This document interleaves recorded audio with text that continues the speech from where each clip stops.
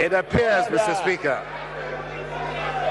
from what we are finding out, that some 7 billion cedis of arrears and outstanding payments circumvented the very public financial management system that was put in place to prevent such occurrences. These expenditures are being currently audited. Mr. Speaker, at the same time, Mr. Speaker, at the same time, revenue performance for the year was poor. The total revenue target for our country was 37.9 billion cedis, 22.7% of GDP, but the actual revenue came in at 33.2 billion cedis, 19.9% of GDP. Mr. Speaker, the combination of higher expenditures and lower revenues than projected resulted in a significant increase in the budget deficit for 2016.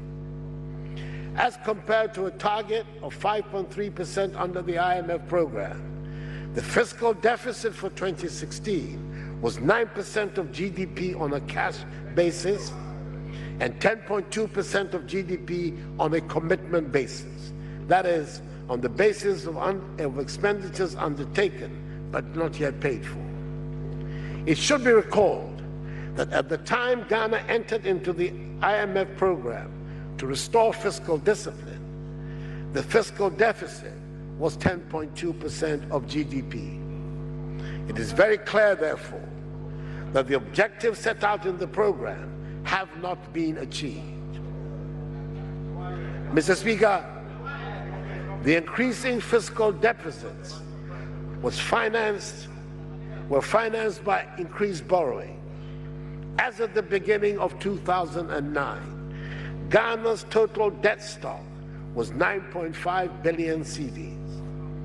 By the end of 2016, the debt stock has ballooned to 122 billion cedis.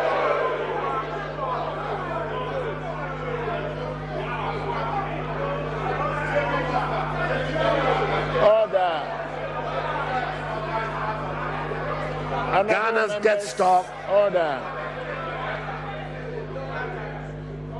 Ghana's debt stock now stands at 74% of GDP after all the previous denials to the contrary.